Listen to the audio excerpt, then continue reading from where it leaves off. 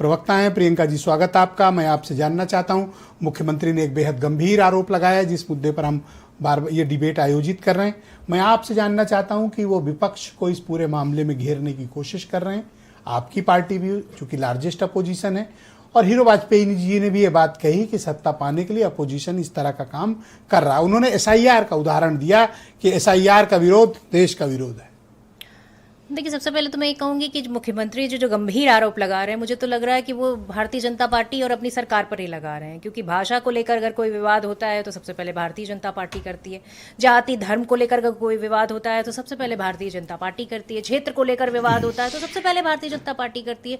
आप केरल में जाइएगा तो कहेंगे कि भाई हिंदी मैंडेटरी होनी चाहिए। एजुकेशन नई पॉलिसी लेकर आए, इन्होंने कहा कि हिंदी को इन्वॉल्व करेंगे।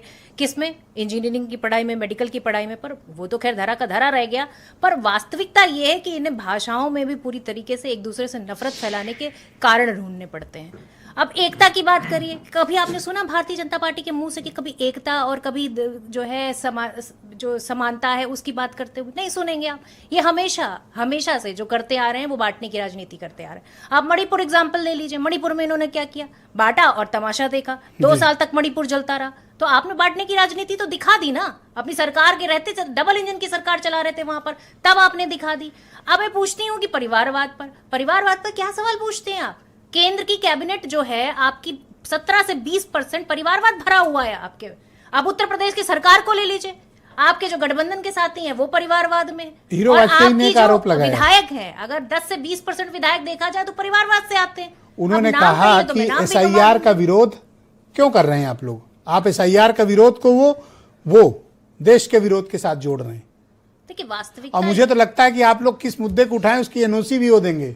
पहले उनसे NOC लीजिए। नहीं, देखिए, उनका ज्ञान थोड़ा अल्प ज्ञान है। क्योंकि किसी भी जो इश्यूज को उठाना होता है तो उसमें ये नहीं होता कि आप सरकार का विरोध कर रहे हैं। नहीं, थोड़ा सा उन्हें समझना चाहिए कि हम SIR का विरोध क्यों कर रहे हैं। जिन मुद्दों पर हमने SIR का विरोध किया है वो मुद्दे ये हैं कि आज भी डुप्लीकेट वोटर SIR प्रक्रिया होने के बाद भी मौजूद है। उसका जवाब कौन देगा? जवाब कौन देगा कि जब चुनाव के जो आयुक्त हैं वो ये कह देते हैं कि 0000 एड्रेस होता है तो वो गरीब लोग होते हैं जो सड़कों पर रहते हैं। अब उनसे पूछिए उनका बूथ नंबर क्या है। अगर वो एक सड़क से दूसरी सड़क पर सोने चले जाएंगे तो उनका बूथ चेंज हो जाएगा क्या?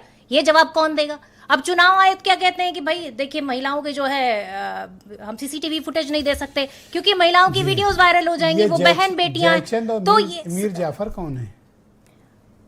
देखिए, सबसे बड़ी बात ये है कि ये तो मुझे लग रहा है कि RSS को ही घेर रहे हैं। सबसे बड़ी बात है, आप देखिए कि किस तरीके से RSS ने इंडिया मूवमेंट में पूरी तरीके से क्विट इंडिया मूवमेंट में पूरी तरीके से इन्होंने क्या किया? अंग्रेजों के पिट्ठू बन के बैठे, अंग्रेजों के जो मुखबिर थे। तो सबसे पहले तो इन्हीं को पूछा जाएगा कि भाई आप लोग हैं जिन्होंने देश की आजादी की लड़ाई नहीं लड़ी। 4 नाम नहीं गिना पाए आप देश की आजादी में। किसने वंदे मातरम बोलते हुए जो है फांसी पर चढ़ाओ? कोई बता दे, अगर RSS का कोई व्यक्ति हो।